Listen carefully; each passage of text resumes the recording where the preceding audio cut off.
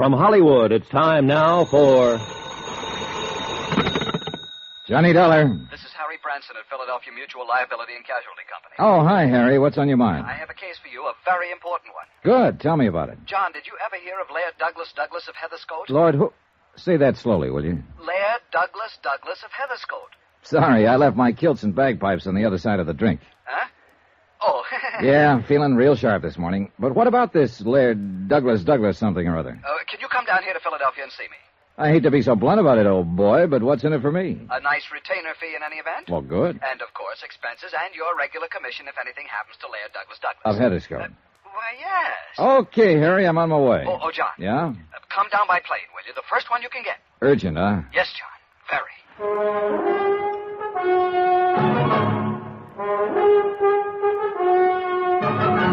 Tonight, and every weekday night, Bob Bailey in the transcribed adventures of the man with the action-packed expense account, America's fabulous freelance insurance investigator... Yours truly, Johnny Dollar.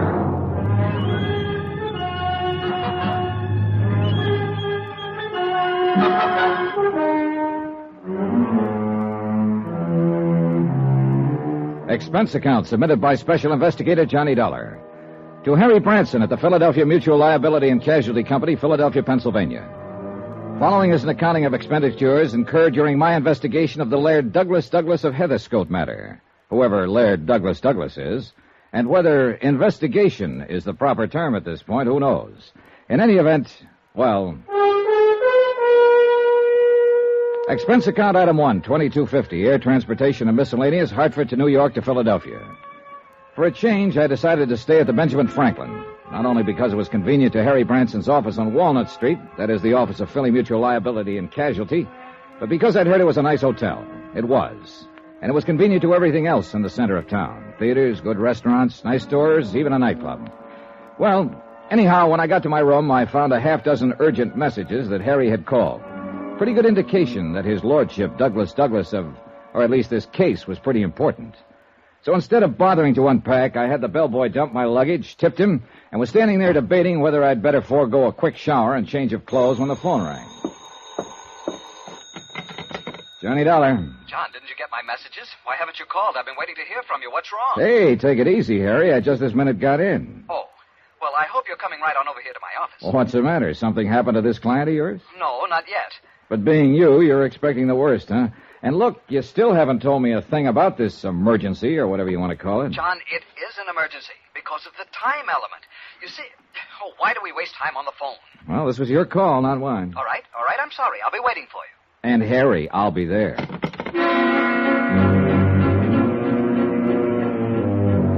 Still knowing nothing whatsoever about what was going on, I decided I'd better be prepared for anything. So I slipped the .38 Colt out of my bag and took it along. Expense account item 2, 65 cents, cab fare. I've said it before when I handled the Amerigo case for him. Harry Branson is a good insurance man, but a worrywart. So I kind of hoped he was making the usual mountain out of the usual molehill this time. However, when my cab pulled up in front of his office building, he was standing waiting on the sidewalk out front. Hey, I keep the change. Thank you, sir. John, what took you so long? Huh? Thank goodness you're here. Harry, what are you doing out here? Lose your office or just forget the key? I almost wish I had. John, we have a problem. A serious one. Yeah, with Laird Douglas of, Heatherscote. He's up in my office now. Yeah, sounds like international intrigue. Has Scotland declared war on us or something? This is no time for levity. He's up in the office now, and you must take over immediately. This is a very serious situation. Come. Okay. Oh, now, what's it all about? Has Laird Douglas died and... Oh, no, you said he was up in your office. And I'm sure you don't mean just his body. Yes, he's there, with Mrs. Peter Malcolm Kelly Van Pyten. Kelly Van... Huh? Are you kidding? I certainly am not. You see, she insists that you act as his bodyguard. Oh, now, wait a minute, Harry. Unfortunately, or rather fortunately for you, 13th floor, please. Yes, sir. Unfortunately, I said 13th floor, operator. Please, quickly. Yes, sir. So, Harry? Young man, will you please start this elevator immediately? Gotta wait for the signal, sir. Signal? This is an emergency. Take off. Immediately. Emergency? Yes, it involves Laird Douglas of Heatherscote. Oh, well, sure, if it's... Who? Good man. Okay. Now, you were saying, Harry... Was I? Unfortunately something. Oh, yes, of course. Fortunately for you, she was quite cognizant of the fact... Who was cognizant? Mrs. Peter Malcolm Kelly Van Pyton. She knew about the excellent work you did for us in connection with the Ricardo Amerigo case not long ago. Excellent detective work, she called it. 13th floor. You remember the case, Ricardo, the concert violinist who disappeared, presumably. Yeah, murdered. I remember. And your almost intuitive deduction that he wasn't dead at all, but had merely staged the whole thing to make it look as the... Harry.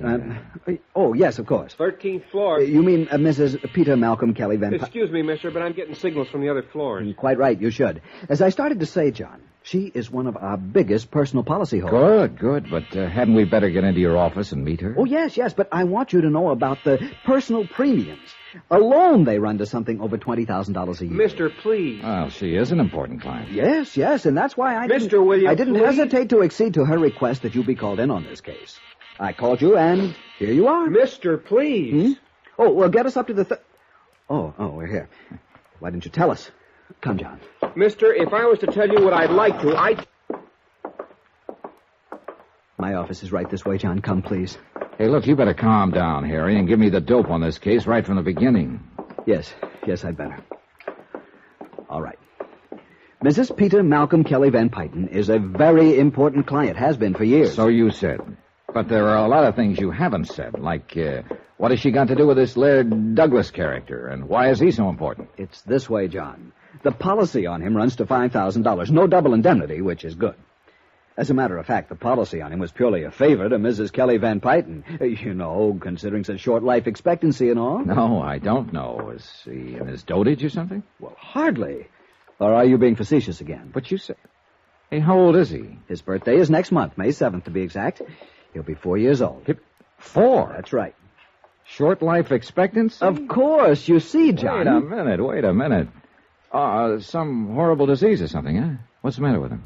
John, you wanted this from the beginning, so I'll give it to you from the beginning. Okay, but Harry, If it hadn't been for Mrs. Van Pyton's own policies totaling something in the neighborhood of $500,000, more in fact, Harry. why, we'd never have written the one on Lord Douglas of Heatherscote. So, now we've cleared that up. Harry, we passed your office 3 or 4 doors ago. Oh, yes. Yeah. But as I'm sure you understand, I wanted to give you some of the background before you talk with Mrs. Van Pyton. After all, you asked for it. Yes, I guess I did. But what you've given me so far has landed me smack dab in the department of utter confusion. And I'm beginning to think maybe I have company. Oh, where? Who? Right here. You, Harry. Now look. Why don't we quietly stroll into your office and let me get the whole thing from Mrs. Kelly Van Pyton herself? Or better still, from Laird Douglas. But you couldn't. Of course not. What? At least not from him. Why not? John, will you please stop joking? Who's joking? This is serious business, very. Look, Harry. Yes? There is one thing I'd like to talk over before we go in to see him. Somebody. Yes? Well, apparently the life and or welfare of this Laird Douglas is in danger. Oh, no doubt about it. I thought I'd made that very clear to you. Yeah, well, you said you've written only a $5,000 policy on him. That's right, $5,000. And purely Yeah, as I know all about that. Now, look, I don't want to seem crass about it, Harry, but my commission, if anything were to happen to him, wouldn't amount to a hill of beans. Which is precisely why I told you will be paid a retainer while you're on the case. A most generous A one. generous one? By you? By Mrs. Kelly Van Pyton. How much? Well, John, now mind you, this may not require your services for more than a week or so. As bodyguard, that is. How much? And, of course, she has authorized an expense account. Ah. But, mind you, John, not the usual kind that you seem to have the knack of piling up beyond all reason. Clearly, a completely honest, legitimate accounting... Harry, how much? Well, as a matter of cold fact, I have assured her that it will total no more than the amount of the retainer she is prepared to pay you. Any more than that, and, well, you'll have a lot of explaining to do. Harry, how much is this retainer to be, if I take the case? I might even go so far... $750 per week, or fraction thereof, and I am sure you will agree that... What's the matter, John? $750 a week, plus expenses, when there's only a $5,000 policy involved? That's right. But if this 4-year-old Laird Douglas of... Heatherscote. Yeah, if he's only worth a $5,000 policy... What was that crack about short life expectancy? John, I told you he is already 4 years old. Oh, look, start all over again, will you, Harry? Yes. No, on second thought, perhaps you were right. Perhaps you'd better get the details directly from Mrs. Peter Malcolm Kelly Van Peyton. Peyton. I know. Now, look, Harry, I think I'd better. I'd better get them from somebody. You're Incidentally, John, you understand, of course, that your services will be required only during the affair at Balakinwood. And not 1 minute thereafter. No, I don't understand. What's Balakinwood? Out around Westchester, outside the city, one of the suburbs. Very nice suburb, too. That is where Laird Douglas... Of Heatherscote. Yes, John, that is where he will appear. And you or Mrs. Kelly Van Peyton, or both, if you think his life will be in danger. Exactly. Oh, John, I knew you were just joking me all the time. I wish I knew. Here we are, and everything will be clear. Yeah. Oh, thank heavens, dear Mr. Branson. I was afraid something had happened to you. You were gone so long. You really had me quite worried. Oh, I'm so sorry, but I had hoped to tell Mr. Dollar something of this affair, and I'm afraid we loitered on the way up. Mrs. Kelly Van Peyton, this is Mr. John Dollar. Oh, you wonderful, wonderful man. I'm so glad that you've agreed to take on this assignment. You see, Laird Douglas means everything to me. And I have the utmost confidence in you. I'm sure Laird Douglas will, too. Well, thank you very much. But where is he? Why, yes, Mrs. Van Peyton, what's happened to him? Oh, don't worry, my dear. He's all right. But after all, he is so temperamental. I fear he got a bit impatient waiting for you, and I know you'll forgive him. You will, won't you? Yes, of course, but where is he? He's asleep, Mr. Branson, in your inner office. He sat down in your chair and fell fast asleep. Oh, if I could only relax that way. But you must meet him, Mr. Dollar. Yes, I'd certainly like to. Of course you would, and I know he'll want to meet you. Gently now. Oh, good, he's awake. Oh, no. That's Laird... Laird Douglas of Heatherscote. This is Mr. Johnny Dollar. Hey! Oh, Jump! Hey! Douglas, no! Buddy. Let go of Mr. Dollar's leg. Douglas, dear. Douglas!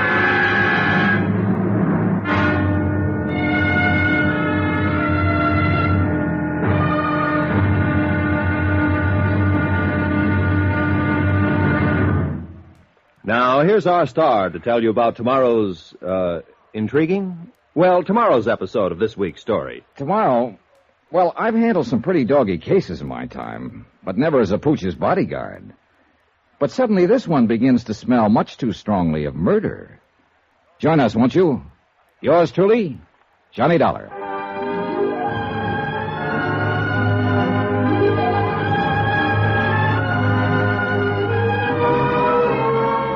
Yours truly, Johnny Dollar, starring Bob Bailey, is transcribed in Hollywood. It is produced and directed by Jack Johnstone, who also wrote tonight's story. Be sure to join us tomorrow night, same time and station, for the next exciting episode of Yours truly, Johnny Dollar. Roy Rowan speaking.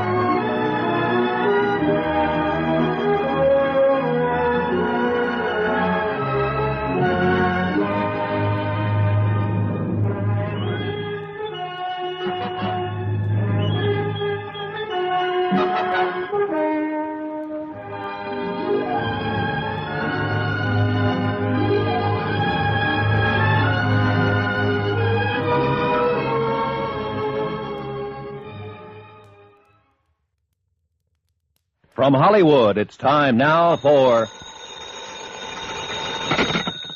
Johnny Dollar. Ray Rowland, Johnny. Oh, hi, Ray. Just got your message. What are you doing in Philadelphia? Oh, a case for Philly Mutual Liability and Casualty, and I may need your help. What do you know about Laird Douglas of Heatherscote? Why, he's one of Scotland's finest. Wait a minute. That's your case? Yep. Insurance? And bodyguard. How's about lunch? Johnny, have you met his lairdship? Yeah, and I nearly lost a leg doing it. Oh, then you know. Yeah, I know. Oh, shut up.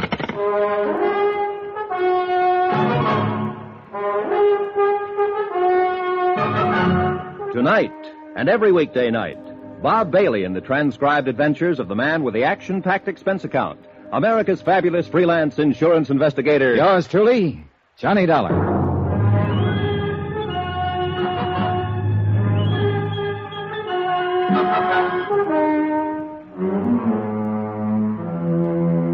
Expense account submitted by Special Investigator Johnny Dollar to the Philadelphia Mutual Liability and Casualty Company in connection with my investigation, or rather my involvement in the Laird Douglas of Heatherscote matter. And I wish I'd had some idea of what I was getting into before I ever left Hartford. But it's too late now. Expense account item 3, $39.50. One pair of slacks. For within a few minutes of my arrival in Philadelphia, Harry Branson of Philly Mutual buttonholed me and dragged me up to his office to meet two important clients he had. First was Mrs. Peter Malcolm Kelly Van Pyton. Oh, you wonderful, wonderful man. I am so glad that you've agreed to take on this assignment. Laird Douglas means everything to me, and I have the utmost confidence in you. I'm sure Laird Douglas will, too. And then came, well, Mrs. Van Pyton made the introduction.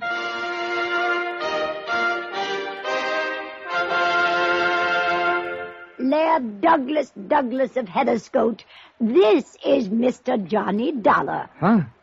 Oh, no. Holy jumping. Douglas, oh, no, you mustn't do that. Oh, my. Douglas, Oh, dear, good heavens. Get on your own chair, Harry. This one's taken. No. Sorry, John, sorry. Down, Douglas, down. There, dear, that's the boy. That's a nice boy. That yes, is now. Laird Douglas of Heatherscote? Yes, isn't he adorable? He's so playful. He was really just playing, you know. There, dear, come now. Harry. Yes, John? This is the client you called me all the way down from Hartford to see? Yes, John, yes. $7.50 a week, practically unlimited expense account. Oh, dear, just look at your trousers, Mr. Dollar. I don't need to, thanks. I can feel the draft. But you'll need new ones. Here. And I insist you let me pay for them. Down, Douglas, down. Here, Mr. Dollar. Will $100 be enough? Gee. No, here, 150. I can see those were very, very nice. Well, See what I mean, John? Here, please, now I insist you take it. And if it isn't enough... No, thanks. That's plenty. But now, Harry, you listen to me. John, I know what you're going to say, but as I explained to you on the way up You here to my explained office... plenty, but not nearly enough. But I tried. I really I tried. think you Boys. and I had better have a quiet little talk, Harry, and the sooner the better. Oh, boys, please, can't you do that another time? Please come down from those chairs so Mr. Dollar can meet Douglas and we can make all the arrangements. Please? Mrs. Van Pyton, that's precisely what I want to talk about. You really look very funny up there. And see, Douglas does want so much to be friends with you. Yeah, you sure it isn't a piece of my leg he wants? Oh, no, of course not. Here, Mr. Dollar, just give him one of these biscuits. I have them specially baked for him, and he'll be your friend for life. Really? Huh? Here, now just come down and hand it to him. Well- He'll love you. It's true, John, I know. Yeah? Then what are you doing up on that chair? I forgot, that's all. Nice, Douglas. Huh? Please, Mr. Dollar. Well, all I hope is he doesn't forget. That's right. Just hand it to And that him. he knows which is biscuit and which is my hand. Here, boy. Here, boy. Now, take it easy, take it easy. Oh. There, you see. Now he's your friend. Well. Isn't that sweet? Yeah, sure is. Well, I'd better get back to my hotel and change, and Harry, I'll call you. Oh, but we haven't made the definite arrangements yet, and I want you staying out at our place in Germantown, the Maples. It's a lovely little place, Mr. Dollar. Well, much as I hate to say it, I'm not quite sure about taking oh, this I case. know. The money. Well, don't you worry about it. Not at all, not one bit. If you'd rather have $1,000 a week, that's what we'll make it. And I do wish Mrs. you'd let Van me Pyton. do more about these poor trousers. I know. Why don't you go straight over to Wanamaker's men's store and have them tailor you a whole suit? Wouldn't that be nice? You'd look lovely. You've already given me more than enough to buy a... that. Now, just forget it. Now, you have them make you anything you want, and just charge it to me. Oh, and look! Douglas dear is licking your hand. I knew he'd like you.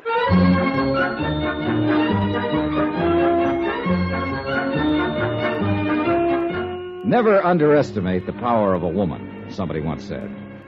Or maybe they should have said never underestimate the power of a fast buck or $1,000. Anyhow, Mrs. Peter Malcolm Kelly Van Pyton had set her heart on my handling this whole affair, and she simply wasn't to be denied. Couple that with a chance to pick up enough loot in a few days to, well, what would you do? And the darn mutt did take a liking to me. So, with Laird Douglas in my lap... Oh, he's a Scotty, by the way. Scottish Terrier, Mr. Dollar. If you'll pardon my correcting you. Sorry. And it's all because of the show at Ballakinwyd on Friday. Ballaware? Ballacyndwyd, John. Yes, Ballakinwyd. Laird Douglas simply must win. Not only best of class, but best of show.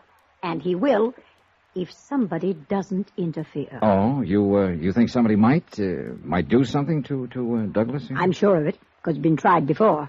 You mean poison him or something like that? Worse. Oh? Dope. Poison would let him die a hero, a martyr.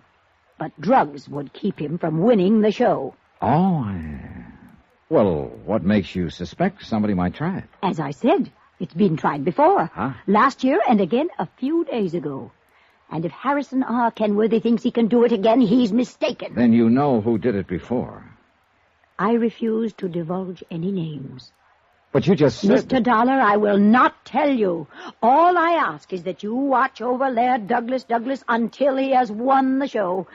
Oh, and if he does win, as I'm sure he will, I'll insist that you accept a nice bonus. So you can see I'm very, very serious. And so it went on for another half hour or so, and finally she left, after I promised to pick up my bags at the hotel and move out to her joint in fashionable Germantown.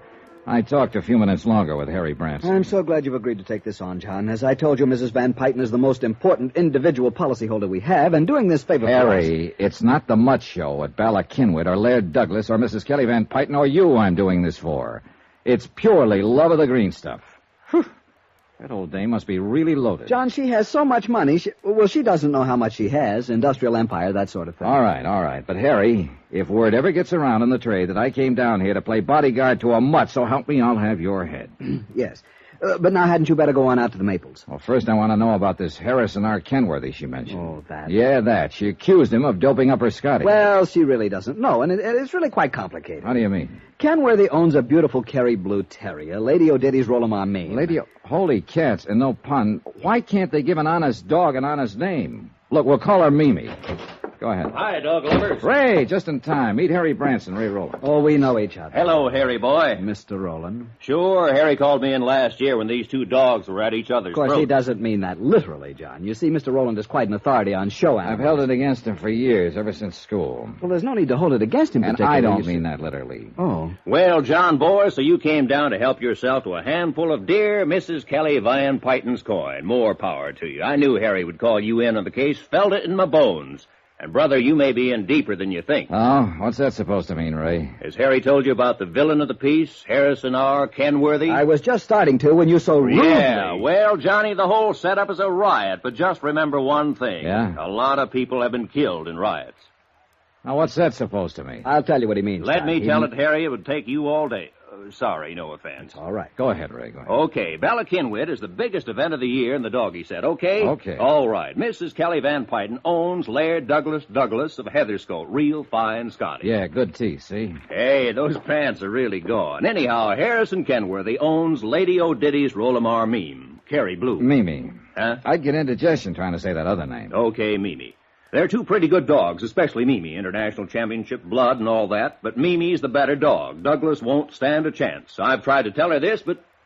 Well, go on. Okay. Harrison Kenworthy loves Kelly Van Pyton, see? Oh, loves her money. Him? He's loaded, too. No, I think the old coot really loves her, and I think she loves him. Right, Harry? Yes, I think I'm inclined Right, to... but now get this. Yeah? She won't marry him until her Laird Douglas beats his Lady O'Diddy, Mimi, Yeah. far and square at the Ballakinwyd show. How do you like that? Are you kidding? Oh, no, John, it's an accepted fact. Right. So what happens? For over a year Wait a minute, now... Ray, wait a minute. If he really wants to marry her, why doesn't he just let her dog beat his? And let her be one up on him right from the start? Never. No, boy, he'd never live it down. You don't know these people. Well, this is about the craziest thing I ever heard of. To you and me, sure, but to them it's deadly serious. Are they in love with each other or with their dogs? Well, it's not just love where the dogs are concerned, but pride, which is just about all a lot of these old lonely millionaires have to think about, to live for. Yea, sometimes even unto the 5th and 6th generation. Yeah, okay, I'll take your word for it. But now she said something about her dog being doped at the show last year. Oh, yes, John. You see, it was just a couple of days. Right, just before the finals. It was an attempt to murder the dog with poison, but emergency care both times pulled Laird Douglas through. She told me it was only some kind of a dope that was used. Sure. We kept the truth from her. You don't realize it, boy, but if that dog were to die, she would. Fact. Oh, now, Ray. Oh, yes, John, and the insurance company must keep that dog alive in order to obviate having to pay off... Right. After all, her policies amount to... Right. It may sound absurd to you, Johnny, but it's no joke. As I said, you don't know these people. But look, it still doesn't make any sense. You just have to take my word for it, and it's happened right here in Philadelphia. Yes, John, and we held the policy. It was an old lady... Right, so there you have it. Okay, I'll believe you. And so the finger points at Harrison R. Kenworth. Well, she might like to think that, especially since she doesn't know that poison was used both times, but I don't. What's more, the police feel the same. Oh, now, if you say police dogs, I'll slug you. John, there are times when the sense of right, humor of Harry, yours... dead right, and I do mean dead. No, in all seriousness, Johnny, if I were you, I'd duck out of this assignment. Now, don't say that, Ray, unless John... No, go ahead and say it. Something ought to start to make sense around here. All right, listen. The reason I'm sure Harrison R. Kenworthy had nothing to do with the attempted poisonings, the reason the police were called in, the reason I think you ought to get out of this... to the point, Ray. On each occasion, Mrs. Kelly Van Pyton had a bodyguard attending Laird Douglas, in addition to the dog's governess and medicos and so on. Get to the point. Each time, in order for the poisoner to get to that dog... Ray, please. Each time, the bodyguard was murdered. Still want this case, Johnny?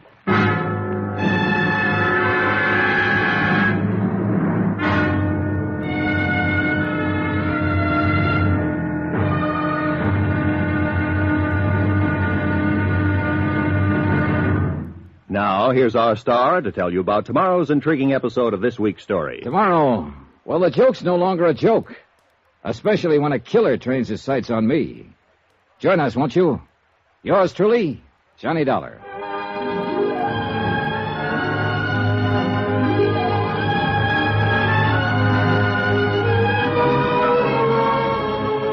Yours truly, Johnny Dollar, starring Bob Bailey, is transcribed in Hollywood. It is produced and directed by Jack Johnstone, who also wrote tonight's story. Be sure to join us tomorrow night, same time and station, for the next exciting episode of Yours truly, Johnny Dollar. Roy Rowan speaking.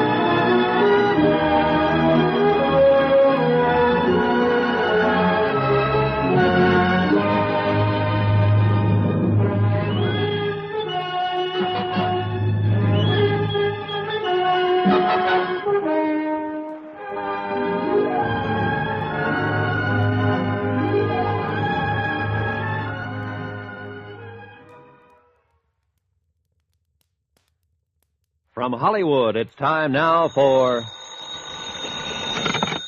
Johnny Dollar. Lieutenant Steve Howard, homicide. I found word to call you there at your hotel. Right. I'm an insurance investigator, Lieutenant, and... Yeah, I've heard of you. Can I help you? Well, I understand you're the man who handled a murder case at the Bala Kinwood dog show last year. That's right. We're still working on it. Oh, fine. Like to look over the setup for an attempted murder? Oh? Who? Me. Stay right there, Mr. Dollar.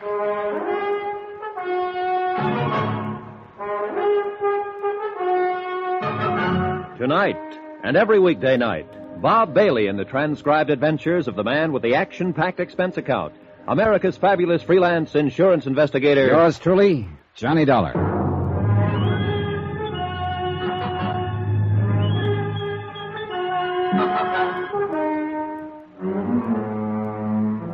Expense account submitted by Special Investigator Johnny Dollar to the Philadelphia Mutual Liability and Casualty Company. Following is an accounting of expenditures incurred during my investigation of the Laird Douglas of Heatherscote matter. And at this point, that name is no joke. Expense account item 3, 70 cents cab fare from the office of Harry Branson to my hotel. It was at Harry's office that I got the craziest assignment I'd ever taken. Bodyguard to Laird Douglas of Heatherscote, who turned out to be a dog. And I mean that literally. A purebred Scottish terrier who rated high enough in dogdom for somebody to make a couple of attempts on his life. Right now, it looked like somebody wanted me to be next. What's all this talk about an attempt on your life? Here, Lieutenant. Take a look at this handbag of mine. Huh? Wait, don't touch it. Huh? I left it here on this little luggage stand about an hour ago, right after I checked in. Only before I left it, I opened it and took out my gun. So? So when I got back, just before I called you, I found the bag as you see it now, locked again. Oh, now look here, Mr. Yeah, Powers. I know. But if a chambermaid had been in here, there would have been other signs. You know, bed turned down, fresh towels in the bath, things like that. Boy, you're a suspicious man. You sure you didn't lock it yourself after taking your gun I'm out? sure. Anyhow, instead of opening it, I started to pick it up to put it on the bed to unpack. Here now, you lift it. Why?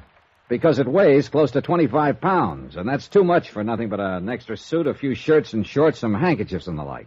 You check with the desk? No callers that they know about. Oh, let me see.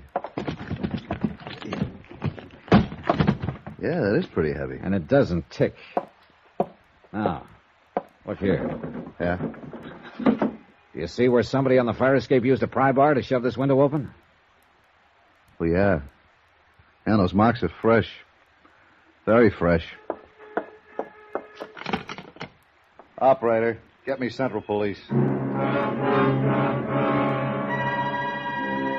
Expense account item 4. Check for $29.50 to the nearest Bond clothing store for one pair of trousers to replace those torn by Laird Douglas of what's-his-name when I'd first met him in Harry's office.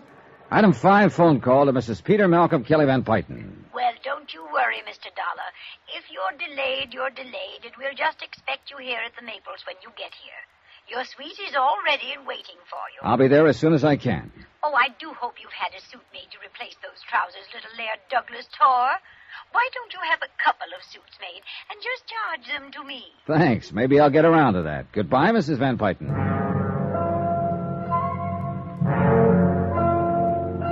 First of all, I had to know what Lieutenant Howard found out about the suitcase he'd had his lab crew pick up. I took a taxi to headquarters. That's item 8, 65 cents. Well, glad to see you, Dollar. Sit down. Well, what'd you find out? Dollar, that bag of yours had enough soup in it to blow out half the side of your hotel. Oh, then I was right. Yeah, professional job, too. Straight wire rig that would have gone off when you opened the bag. Brother, I guess my lucky star is in the ascendant. What made you suspect a booby trap, Dollar? Last year and a few days ago, somebody tried to poison a dog. Well do I know. Laird Douglas of Heatherscote, Blue Ribbon Scotty, belonging to Mrs. Peter Malcolm Kelly Van Pyton, yeah. Right. Apparently, the whole reason for it was to keep the pooch from winning the best of show at the annual dog festival, or whatever you want to call it, out at Ballackinwood. So I've heard. I think it was more than that. Oh, wait a minute. Now, don't tell me you subscribe to the idea that if the dog were to die, Mrs. Kelly Van Pyton would probably kick off, too. No question about it. Okay. Well, you don't know her yet, or you wouldn't be so skeptical. Her whole life revolves about that dog. And her money, of course. Now, from what I've seen, she just throws that away. Of course she does. At least in small quantities. You know, 1,000 or 2 here or there, even 100,000 to some school or library or something where it'll show. But even that's only a drop in the bucket to her. Lieutenant, I don't quite see what you're driving at. Well, she is one of the remnants of a class in this country, fast dying out, thank goodness, that for generations has been cultured and conditioned into thinking that money is everything, that their whole destiny is to control vast industries, lands, railroads, oil, shipping, and people. People, Dollar, by means of their sheer financial prowess. But I thought our present tax situation... sure, their day is almost done, but the few who are still around, like Mrs. Kelly Van Pyton, are hanging on for dear life, trying to add to their power. Hey, Steve, you make a sweet, gabby, eccentric old lady sound like an ogre. She is, no question. I'm sure she doesn't realize it. Simply because this whole attitude has been so thoroughly ingrained into her all her life? That's right. Oh, well, we'll see. Yeah, you'll see. Well, look, let's get to the point. Who do you think might be trying to get rid of the old lady? I haven't the least idea. Well, no family, relatives? Only living relative is her nephew, Warren Staley. Ah. Nothing. You sure? Haven't been able to pin a thing on him. Where can I find this Warren Staley? At the Maples. He lives there with her, huh? Yep. And you're sure he would be her only beneficiary? Yep. Uh-huh. Good luck, Dollar. Lieutenant Howard seemed to know what he was talking about. Nonetheless, I decided that the nephew, Warren Staley, would at least be a start. And the sooner I could move in at the Maples, the better. Item 9, 780 cab fares back to my hotel and out to the Maples in the suburb of Germantown. When I first saw the place, I could hardly believe my eyes. It looked like a regular castle perched atop a small hill. Even the gatehouse, nearly half a mile from the mansion, was big enough to house several families. But the mansion itself, wow. A rather stuffy-looking butler, after practically climbing up my family tree, escorted me to the reading room. Mrs. Kelly Van Pyton, and guess who?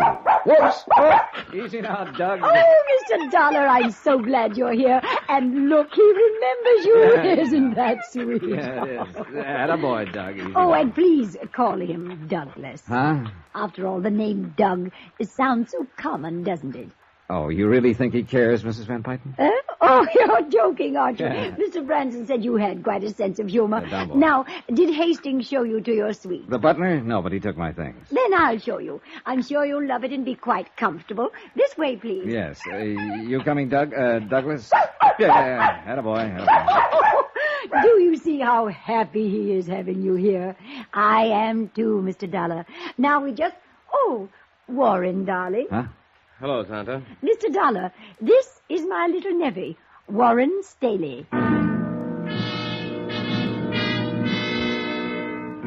Warren was 25 or so, bright, good-looking, and well but comfortably dressed. And at Mrs. Van Pyton's orders, he took me up to my suite. Living room, study, breakfast room, bath, and bedroom.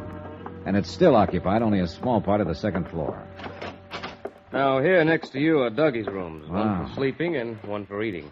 Can you tie that? The dining room for a dog. And through that door is Mademoiselle Poirot, his governess. She feeds and bathes him. And that's a full-time job? Oh, sure. Most pampered dog in the country. Brother, I'll go with you on that. No doubt Tonto will ask you to keep this connecting door open at night. Hey, sit down a minute, Warren. I'd like to talk to you. Sure. I hope you're impressed by all this. Are you kidding? And Tonto will love you dearly. Say, would you like a drink? There's a cellarette here for your convenience. Holy. Sure, scotch and soda. Good. Rather foolish, though, isn't it? All of it? What do you mean? Oh, it's such nonsense to keep up an estate like this just to keep face, so to speak. Well, she can afford it, can't she? Are you kidding? You sound as though you don't enjoy this life of luxury. Yeah, here's your drink. Enforced luxury to keep up the honor of the family. And I resent it. Oh? Without ever having to lift a finger, do an honest day's work. When she's gone, I'll be one of the wealthiest men in the country. That's bad, huh? Do you think it's strange that a fellow would like to stand on his own feet for a change, make something of himself, by himself? Well, why not just pack up and leave? You don't know Tonto. No, I guess I don't. Oh, it's really more than that. I'm the only member of this family left, aside from Tonto. So I understand. I'm the only one left to carry on the Van Pyton empire. You drink up. Wait a minute. Branson used that term, too. Yes, empire. Not only enough security to sink a battleship, but controlling rights in steel, utilities, and most important of all, Eastmoreland oil. I see. And what's most important about that is that I'll survive to keep control of Eastmoreland from Kenworthy. Harrison R. Kenworthy. Yeah? There's been a battle over Eastmoreland oil for generations between the Van Pytons and the Kenworthys. Say, tell me, does Kenworthy have any heirs? One, his son, Ronald. I see. What sort of a fellow was he? Good friend of mine. We waste a lot of our time together. Oh, drink up, Mr. Dollar. I'm ready for another, and you haven't even touched yours. Yeah, well, listen. I'm going to lay some cards on the table. Shoot. Somebody's been trying to get at Laird Douglas, the dog, presumably as a way of getting at your aunt. It's true. If anything would have happened to little Dougie... Okay. I'll take your word for it. Now, because of the intense rivalry between your aunt and Kenworthy, Or rather, between Laird Douglas and his pup, Lady O'Diddy's Mimi, or whatever her name is. Anyway, Kenworthy should be number one suspect. When you know him, you'll cross him off your list. So Lieutenant Howard has told me. But, go on. All right. As sole beneficiary of the Van Pyten Empire, as you call it, you come in as fast number 2 on the list. I can understand that. But unless everything you've told me is a fancy fairy tale to throw me off, then... Everything I've told you is true, Mr. Dollar. Hey, what's the matter with you? Nothing. Go on. Okay. And mind you, Warren, I'm not forgetting for a minute that there's been a couple of murders involved in this whole screwy business. Plus an attempt on my own life. Attempt on your... Dollar? Hey, what gives you... Are you plastering on a little over one drink? No, listen to me. I know. Now I know, and I can tell you, Dollar. Tell me what? The answer, the whole thing. Dollar! Warren, what's the matter with you? I can't breathe. Hey, Warren. That drink meant for you. Don't touch...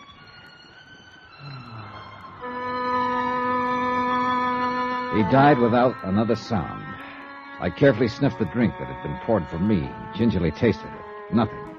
Nothing that I could spot. Yeah, poor Warren had probably been right. Whatever it was had no doubt been meant for me.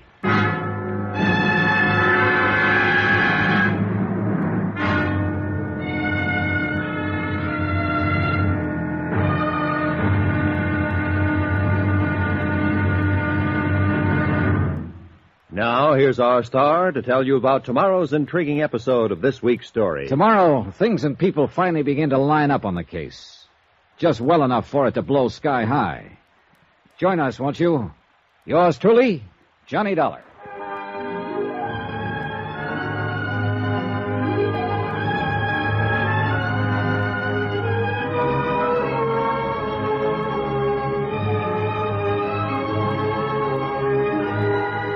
Yours truly, Johnny Dollar, starring Bob Bailey, is transcribed in Hollywood. It is produced and directed by Jack Johnstone, who also wrote tonight's story. Be sure to join us tomorrow night, same time and station, for the next exciting episode of Yours truly, Johnny Dollar. Roy Rowan speaking.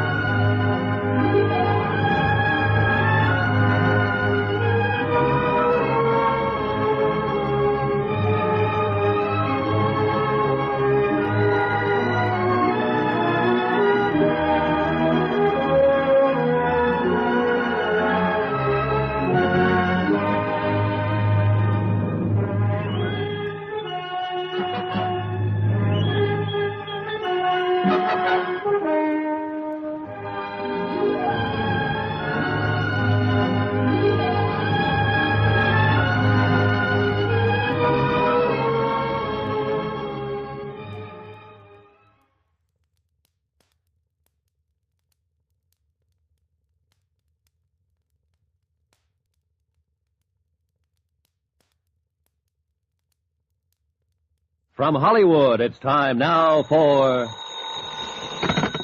Johnny Dollar. Lieutenant Howard, homicide. Oh, hi, Steve. Hi. As you know, I've given orders for you to be confined to your suite out there at the Maples until I can get some of the lab crew out there. You don't think I murdered Warren Staley? Apparently, you were the only one who was with him when he died. Now, look here. I'm the one who's kept even the family out of here. What's more important, you're the only one on the whole estate who might be trusted to keep things intact. Any possible evidence. So please, don't leave your room. Okay, diplomat. I'll sit tight.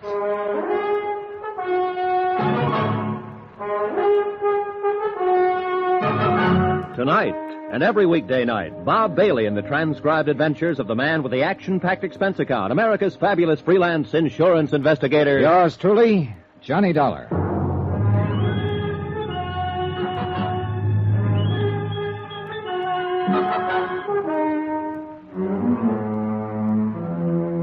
Expense account, or rather report, submitted by Special Investigator Johnny Dollar to the Philadelphia Mutual Liability and Casualty Company, Philadelphia, Pennsylvania, in connection with my investigation of the Laird Douglas of Heatherscote matter.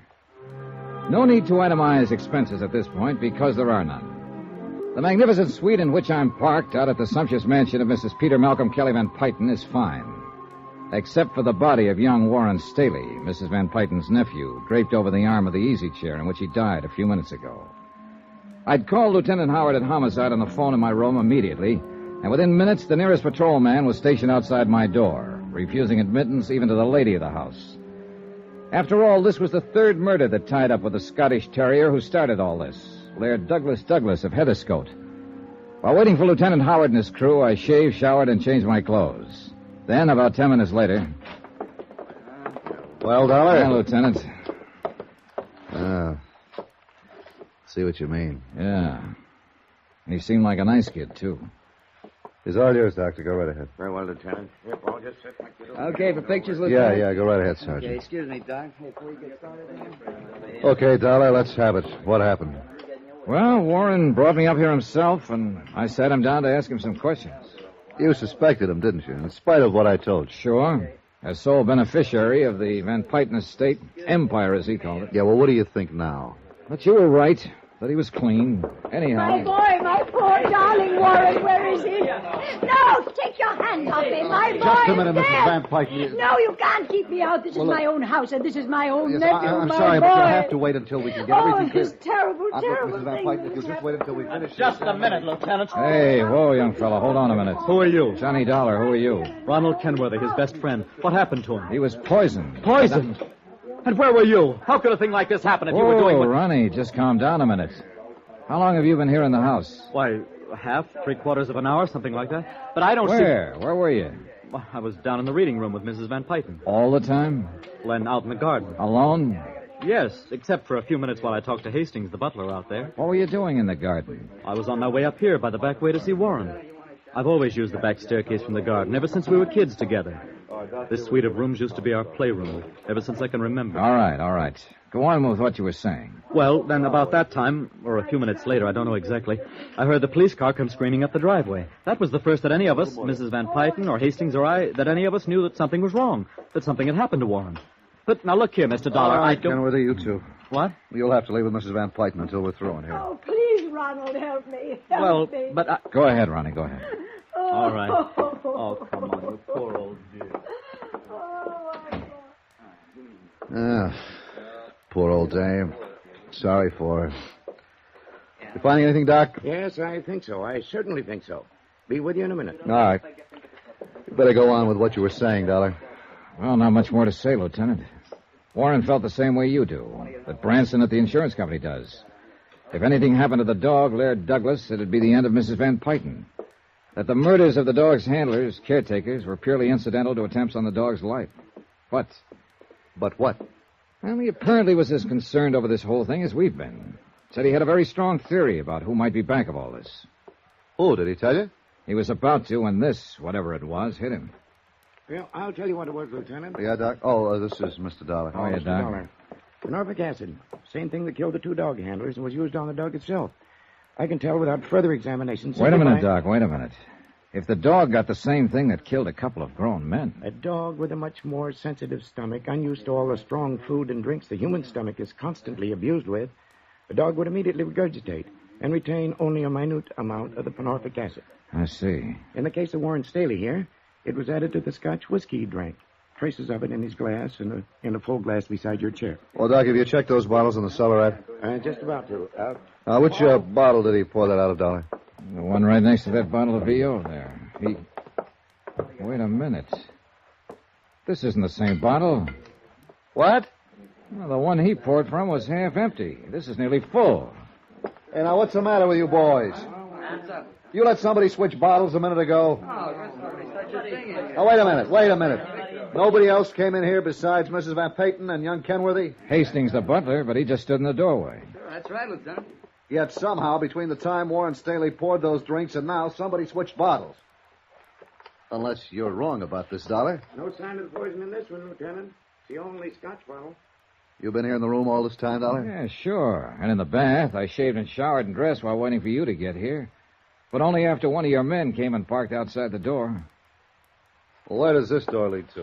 Well, it's the dog's quarters, 2 rooms. Oh, I see. Come on, Dollar. You might wait for us. Yeah, I'll be here. What about that door beyond? Oh, that. Mademoiselle Poirot, the dog's governess. Well, where was she? How should I know? I didn't even meet her. Wait! Ah, the Folies Bergère. Yeah, I guess I should have knocked. Who are you? Why you come in this way when I'm dressed myself? Sorry, mademoiselle. We're the police. Police? What have I done that you should see me this way? Well, nothing, ma'am, nothing. But how long have you been there in your room? Only 2 minutes. I came in the back way to change my clothes. Yeah, that was obvious. It's my day off. I have big dates. Not now, you haven't. Get dressed, and I'll send an officer in to escort you downstairs. Come on, Dollar. No, you cannot do this to me. I've done nothing wrong. You cannot make me stay here. Say, Pete, send somebody around the back way to cover the governess and take her downstairs for questioning. Yes, sir. Hey, Ransom. Yo. And Johnny, looks like you goofed. While you were showering, somebody came in through her room, through the dog's quarters, and did the bottle switch on us. Oh, well, then we're even. Yeah, we're... What? You have very carefully mussed up any fingerprints that might have been on those doorknobs. Oh. Jerry, see if you can get any prints off those doorknobs back there. Right. If I haven't wrecked them. But, Johnny, if I didn't know about you and your reputation, I'd peg this on you so fast you'd... You haven't been holding out on me, have you? I assured him that I hadn't, then went downstairs to the monstrous living room and sat in while we went through a routine questioning of everyone in the household. I even went through the motions of bodyguarding the dog that had started all this and tried to console Mrs. Van Payton. Results of the questioning? Nothing, Dollar, nothing. No leads. Yeah, so I noticed. The 2 previous murders of the dog's caretakers or bodyguards, whatever you want to call them. Yeah, well, same poison was used then. In their food as well as the dog's. But why? Why, Steve? Why? Why they? To keep them from helping Laird Douglas when it hit him? Well, more likely because those handlers had got wind of the attempt to poison the dog and suspected who was trying to do it. Yeah, that makes sense. Yeah. So there's one thing you're overlooking, Dollar. What's that? The intended victim of this last poisoning was not Warren Staley, but you. Oh, brother, I'm not overlooking that for 1 second. Yeah, and that's why I asked you if you were holding out anything on me. Because it would indicate that you have a lead. Or at least suspicion about someone. Sure. I got a lot of suspicions. Ronald Kenworthy, his old man, the butler, heaven help us, even Mrs. Van Payton. Maybe even you, Steve. But when it comes to evidence... Yeah, I know what you mean. Well, I've got work to do.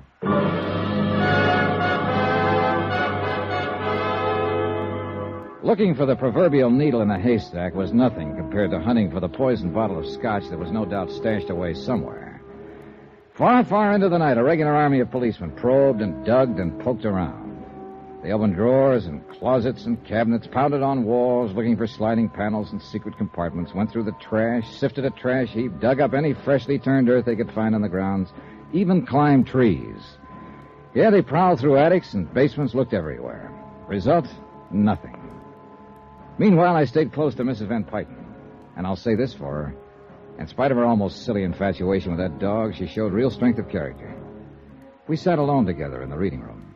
I know, Mr. Dollar, there's nothing I can do to bring Warren back. Therefore, there's no point in simply sitting here weeping over it. Yeah, that's true. But it isn't easy because it meant more. I'm sorry. I want to ask you some things, Mrs. Van Payton.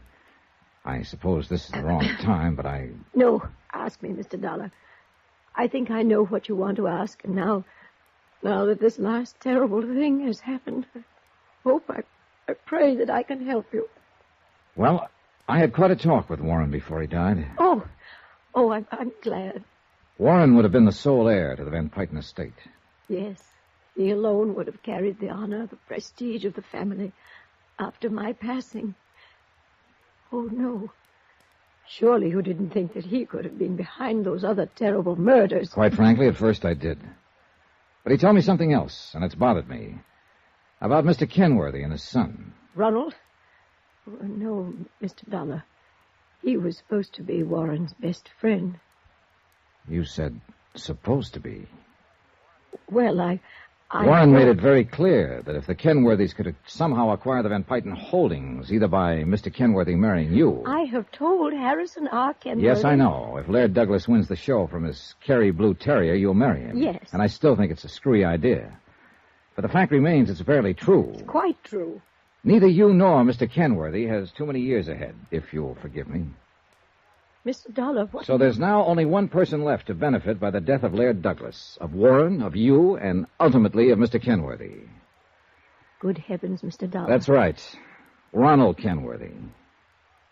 Well? I know. I know it. I think you've said enough, Mr. Dollar. Ronald. Yes, I heard it all. Mr. Dollar, I think you've said too much for... shall we say, your health?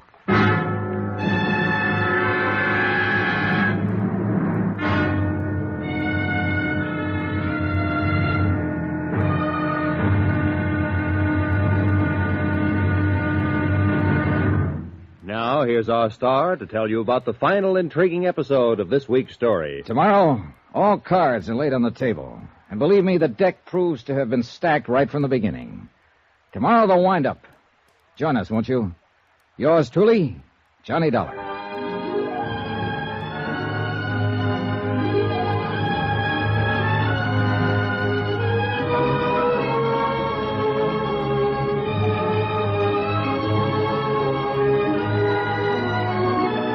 Yours truly, Johnny Dollar, starring Bob Bailey, is transcribed in Hollywood. It is produced and directed by Jack Johnstone, who also wrote tonight's story. Be sure to join us tomorrow night, same time and station, for the next exciting episode of Yours truly, Johnny Dollar. Roy Rowan speaking.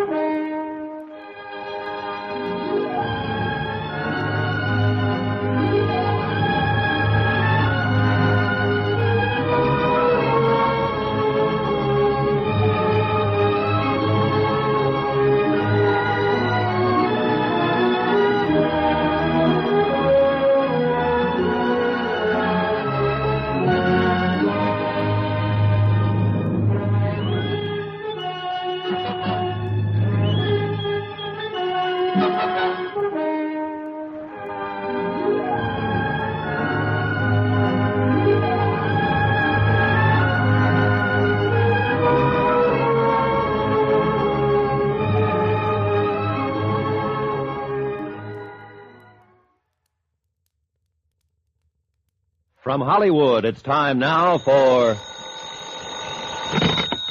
Johnny Dollar. Ronald Kenworthy, Mr. Dollar. Good. I want to talk to you. Are you at your home? I am. And after the Okay, then stay right there and I'll be over to see you. Why don't you send the police instead? What's that supposed to mean? A few minutes ago in Mrs. Van Pyten's library, before you kicked me out, you practically accused me of the murder of her nephew. Did I? Well, didn't you? Didn't you? All right, Ronnie. Just calm down and stay put until I can get over there. You mean you aren't afraid I might try to take a powder, as you high-handed detectives like to put it? You mean you aren't worried that...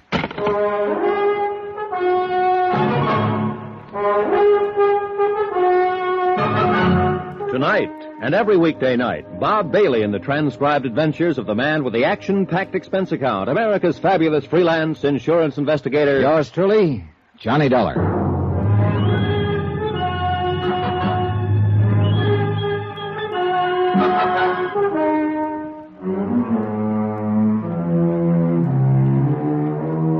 Expense account submitted by Special Investigator Johnny Dollar to the Philadelphia Mutual Liability and Casualty Company.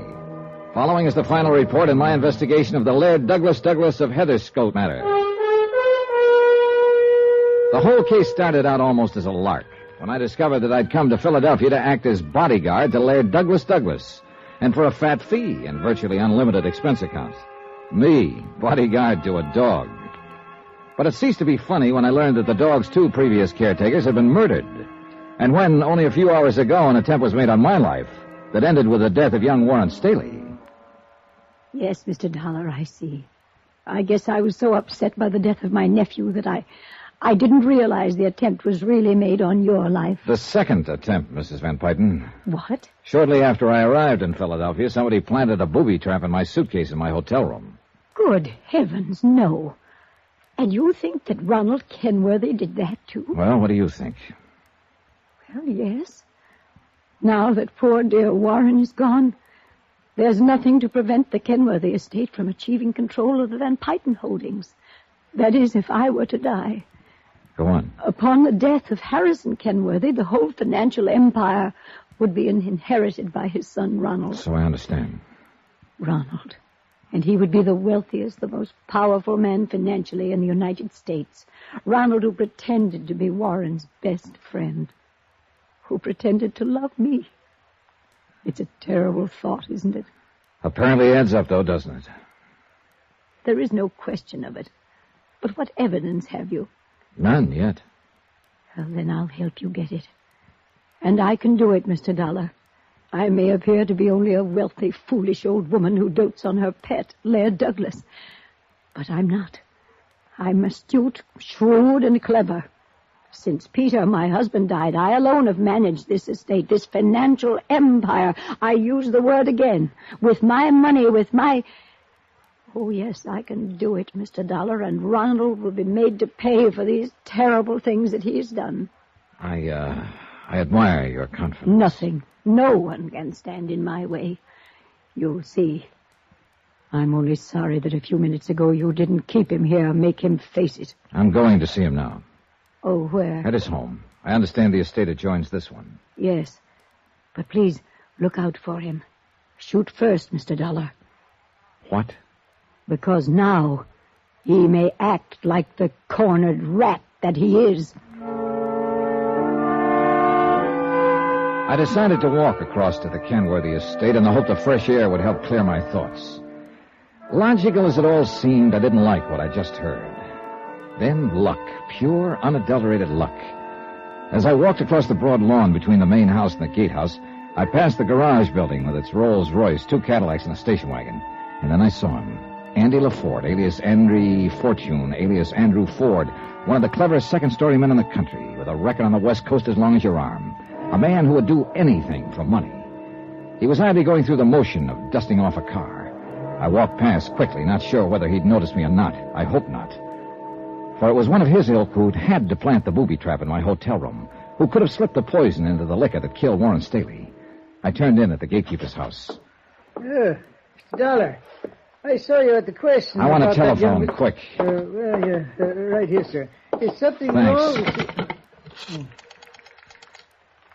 Operator, get me Central Police, emergency.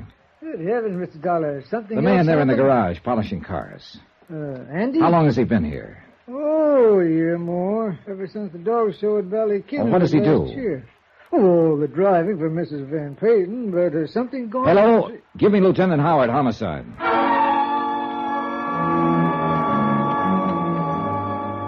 After warning the old gatekeeper that I'd have his head if he said anything to anyone about my phone call, I left by the back door and went over to the Kenworthy mansion where young Ronald was waiting for me.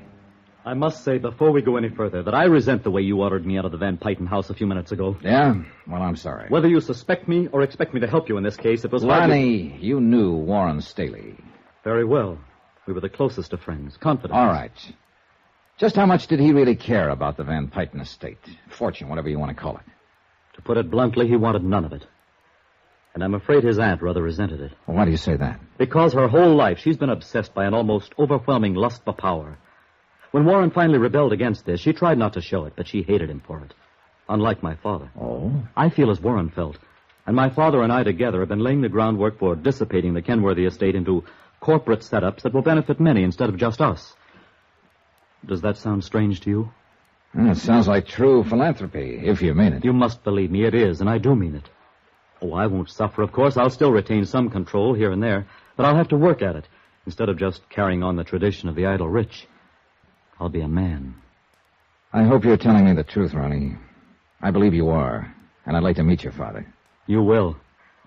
Needless to say, it was much harder for him to break from this tradition of financial power than for me. So perhaps you can see why I admire him above all other men. Anything else? I'll see you later. I was worried about you, Mr. Dollar, going over there to see Ronald Kenworthy alone after all that has happened. Yes, you should have been, Mrs. Van Pyten. Especially if you noticed that I passed by the garage on the way. What? I happened to notice someone there, and I think it answered a lot of questions for me. It was Andy LaForte. Andrew? My private chauffeur? Is that all he is? Oh, do you know him, Mr. Dollar? Look, I took on this case, Mrs. Van Pyten, because you offered me a fee too good to be turned down and an almost unlimited expense account. You haven't answered my... I should have got wise then and there, but I thought your great passion for your dog was just an amusing foible of an immensely wealthy, kind of foolish old lady. Oh, Laird Douglas is a dear one, isn't he? Why, Mr. Dollar... Let me add things up. A few minutes ago, you told me that thanks to your wealth and a very sharp, clever mind, you'd let nothing stand in the way of anything you chose to do. Please, Mr. Dollar, I don't think I understand. All right. You made a contract with Harrison Kenworthy that you'd marry him when and if Laird Douglas beat that pup of his at the dog show. An apparently silly sort of thing, yet everybody believed it. But the real reason for marriage to him was solely to acquire control of his holdings, increase this financial empire of yours. Very subtle. Kept you looking like a cute, whimsical old lady. Why, this is the most absurd thing I ever heard of. So I thought at first, but let me go on. Oh, please do. When you realized that Laird Douglas wasn't ready to beat that dog of his, rather than admit defeat, rather than lose the chance to make this marriage, you ordered the murder of the dog's handlers. Then the contract was still in force, just delayed. I won't listen to such terrible things. You'll listen whether you like it or not. You'll learn that Kenworthy and his son were planning to dissipate their fortune and thereby put it beyond your reach. Mr. On top Dollar. of this, your own nephew, Warren, wanted to do the same with your estate. This was too much. What you have said is too much. Then, by the time I arrived, you learned from an expert, Ray Rowland, that your dog would never stand a chance against Kenworthy's.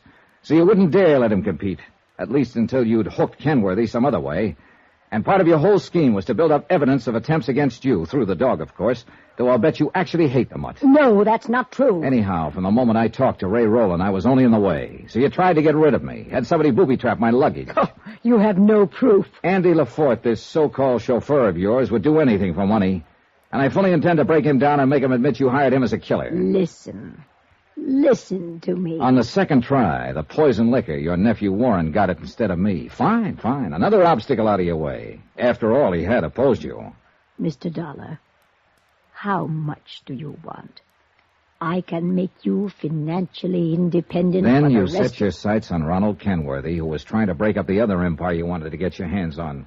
You even hoped that somehow I might help you. Shoot first, you said. You don't understand. I was Just only... what plans you had for his old man and that warped, twisted brain of yours, I don't know. But I'm sure you had plans. Well, lady, now it's too late. No, Mr. Dollar. No, it isn't too late. Stay away from that drawer. You'd even shoot somebody down with your own hand if you thought it necessary, wouldn't you? But it isn't necessary, Mr. Dollar. Huh? Are you sure it wouldn't be easier if I were just to give you, say, $100,000 and $200,000?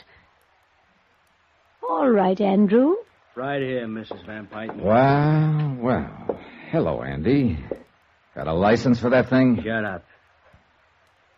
Want me to do it now, Mrs. Van? Yes, Andrew. What if the servants hit a shot? Hold it, Donna. Don't worry, Andrew. I'll take care of things. Haven't I always for you? Oh, yeah. Yeah, sure. She'll take care of things. While you're pulling that trigger, she'll blast you down so fast you won't know what hit you. Make it look like we killed each other and leave her in the clear. Quiet. She's got a gun in that drawer beside her, and she'll use it. You hear me, Eddie? I said quiet. What you don't know is that she can't do without me. But we can do without you. All right, Andy, wait now. Listen, will you? Now, Mrs. Van. All right, Andrew. Now. Thanks, Lieutenant. Oh, Lieutenant, then you saw. He was going to shoot down Mr. Dollar. Yes, I Oh, heard, yes. too, Mrs. Van Pyton. Plenty. Oh, no, you don't understand. Mr. Dollar had come up here to talk to me. I wanted to offer him a great deal more money for his work for me. I guess Didn't I almost Mr. didn't make Dollar? it. More Glad money, you keep I talking said. to him so Then long. this Got a madman cough drop? with the gun Is this came body in. the end of the He first became commission? wild. Oh, shut up! What was that? You heard him. I beg your pardon. Clever, shrewd, astute. You're just off your rocker. You'd have to be, I guess, to start a thing like this in the first place.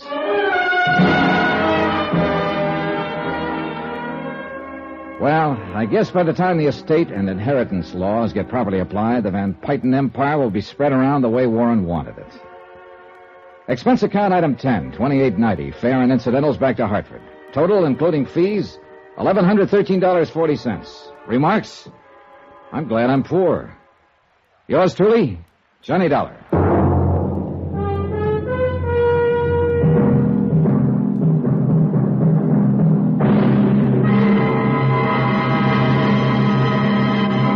Now, here's our star to tell you about next week's intriguing story. Next week, an insurance swindle that really backfired. The only trouble was it caught me right in the line of fire. Join us, won't you?